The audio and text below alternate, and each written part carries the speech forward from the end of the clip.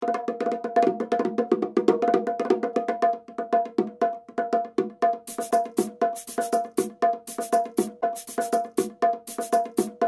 genesis of Jubilee. Jubilee started out of a desire to want to bring more people to the fold of the African American experience through theater. And we started with another company, and their vision wasn't quite the same as ours, so Jubilee started out of that kind of energy, out of that kind of wanting to do.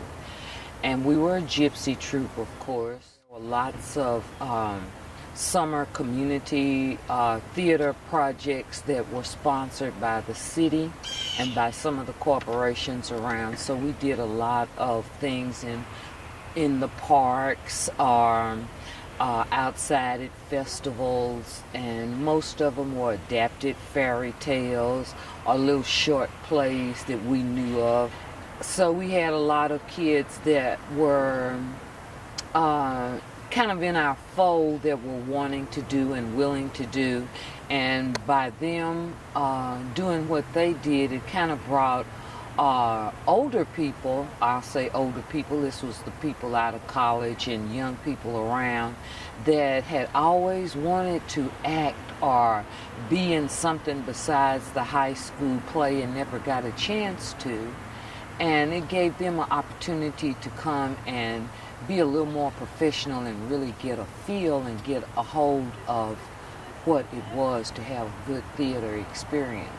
So with that, we gypsied around doing those things. In our gypsy days, not only did we do parks and things, but we also did a lot of nightclubs and other theater venues, because Stage West at that time had a theater building on West Vickery. And we did let me see, what was it? The Cactus Lounge. We did Daddy-O's, which is now the Worst Flying Saucer.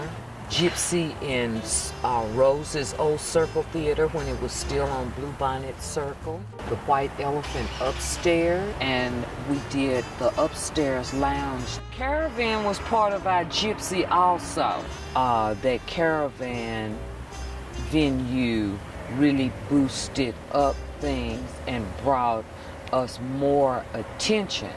And it brought attention to the Caravan or Sundance personnel in that they wanted a theater company downtown. They wanted to try to have all the theater companies downtown to make a cohesive draw for the city, and we kind of fit that bill. And they started looking back at other things that we had done in our history up to that point, that we were asked to become part of the new motivation and the new upstart of Sundance Square. Sundance was all so fresh and such a baby idea in everyone's mind. The only things downtown that were operating then were the Caravan of Dreams, Jubilee, the Old Richelieu Grill, and Daddy-O's. Those were the four things that you could do downtown, because even the movie theaters were closed. We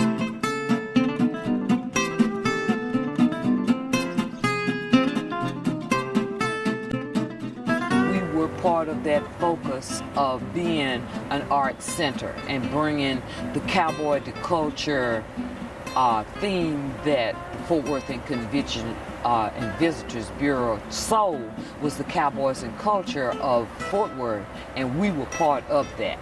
The culture side. Hopefully the culture. They got to add the culture. The cowboy was there. Yeah, the cowboy was there, and they added the culture. You know, because we had, at that time, our museum district was getting to be more known. New York Times was writing articles about how Fort Worth was bringing it together, and all of this kind of stuff. So we just kind of fit the bill into what they wanted to emphasize and what they wanted to show about Fort Worth. And then our being a black troupe that showed the diversity of the city and how the city was open to everybody. It wasn't just about one group, or it wasn't just about the wealthy. The best thing about Jubilee, and something that we strove for, is that this was a place where you could be with people from the hood or people from the super hood, which is be from, you know, the wealthier neighborhoods, because it was a place for everybody to get. It always seemed that way to me. So being part of Jubilee, and you know, the first troupe that was ever here, which was Sojourner Truth Players. Sojourner Truth Players was the first African American theater in Fort Worth. Well, they eventually had a location, but to start off with, it was a gypsy thing, but it was a kind of permanent gypsy in a lot of ways, because the pastor of Community Christian Church was Reverend Paul Sims, and he was very interested in cultural movements, social movements. So there was a building behind their church that was a little theater, and he offered that space to Irma Lewis and Ralph Stone to form a theater group and have them perform there. So that was really the first home of any theater group in Fort Worth, any black theater group in Fort Worth. And it started out of them. And they knew of Rudy's work in the Como area with the kids there in doing theater for those kids, bringing theater to them, because their little community was well known for their UIL competition in the theater because of him. So they knew about that, and they asked him to come and direct the first show that they were going to present, and that was the Amen Corner. Anybody that started early in theater in this town, black people, you started with Sojourner Truth. That was the first troupe, and it was from there that Jubilee was formed, because the focus that we imagined was a little bit different from their focus, because theirs was more social experiment, and we were really into developing a more professional theater troupe and to dedicate our energies to people that wanted to perfect that craft and wanted to go on, because we knew we couldn't do it all, but we knew we could provide some basis for them to become better and eventually, hey, break out and become known, because you are only known if you went to New York. So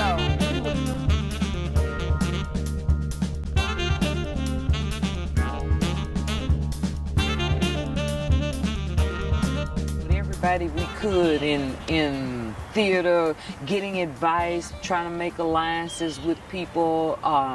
And when people would come through here, we try to make sure that we got to talk to them and tell them what was going on. So we got a lot of help from outside, and eventually developed quite a base on the East Coast of people that were our supporters.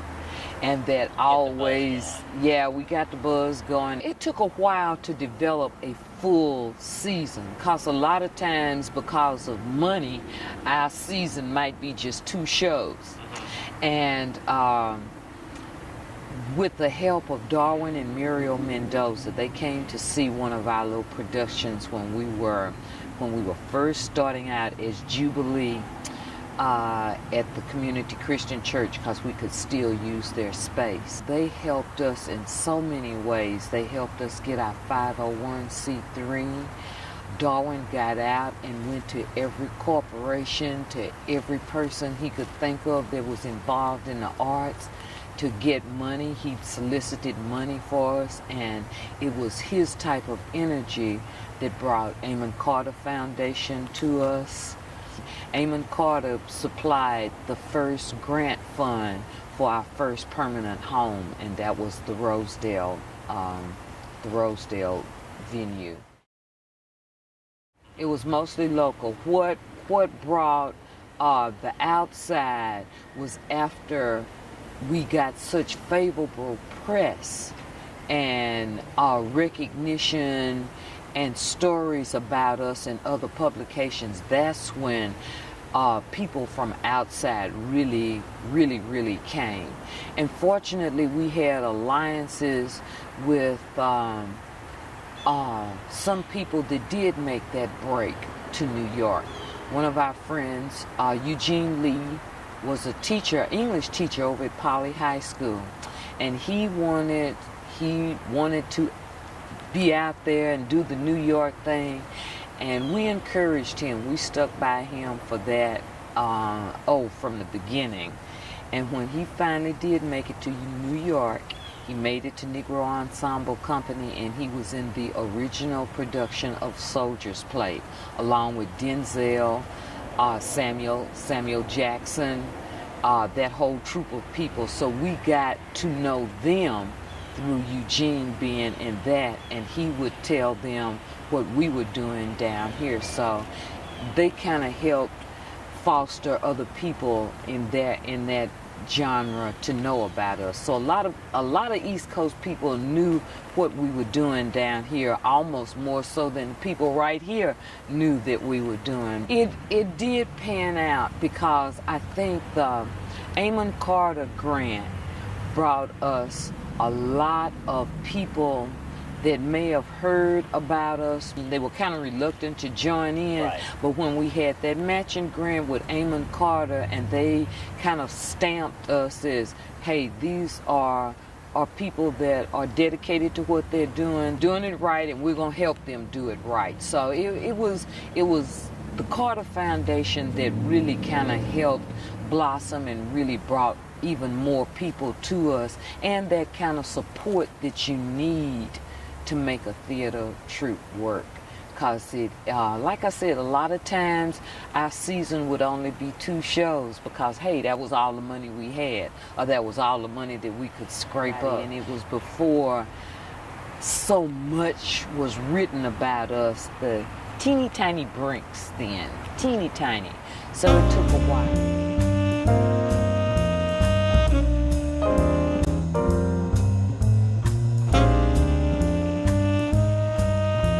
Sharing props, no, you shared ideas, you shared actors, you shared everything. Because when we all started, every theater company was starting in Fort Worth.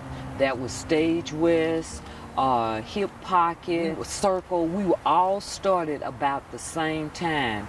So the conversations and the kind of, what could you say, coffee clashes, I guess, among ourselves was kind of important because we shared ideas, we gave each other encouragement and boost and this kind of thing, and it was very easy.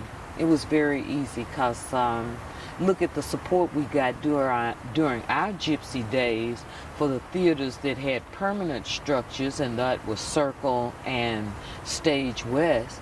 They offered their front lobbies to us for several years in order that we could form a base and form a way to be out here in the theater scene. So all the theaters here were in great collaboration. There was never any, I don't think, well, if you say it was competition, it was friendly competition because all of us were into the excellence quotient.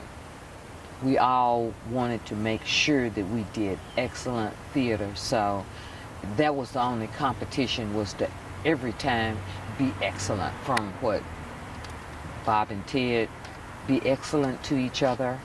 That was kind of the motto. We weren't in competition because we supported each other, we loved each other, so that excellence came out.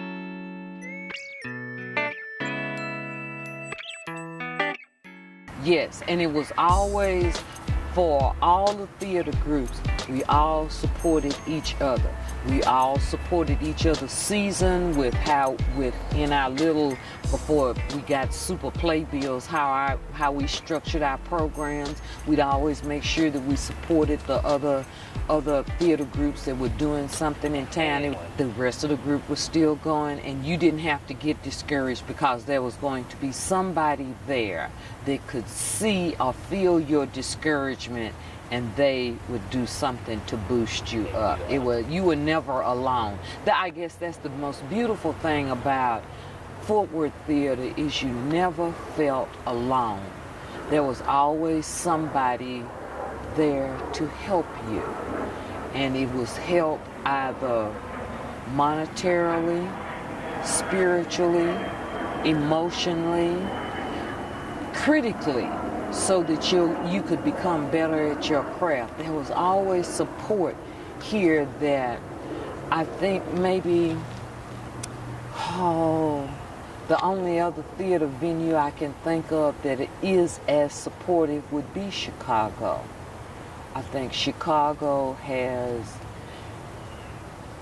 a small city view of theater groups in a large, but on a larger venue, because you still got a huge city to encompass, but there's a very much small town community feel to the theater industry in that town. And I feel that Fort Worth is kind of on that same scale, only not as super big, but I feel like we're on that same scale of involvement, of trust, and of help.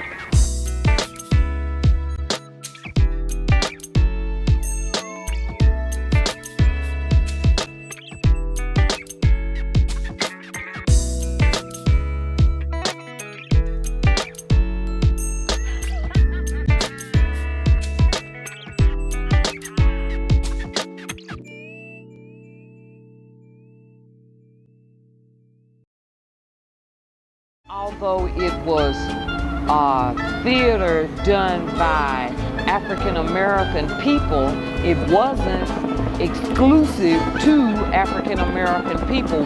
This was a community project, and we always chose location and accessibility for everyone, not just for one community. That was never part of the mission. It was just, you get to see theater done by black people. That was it. And we wanted it to be good theater done by good actors and actresses that were African American.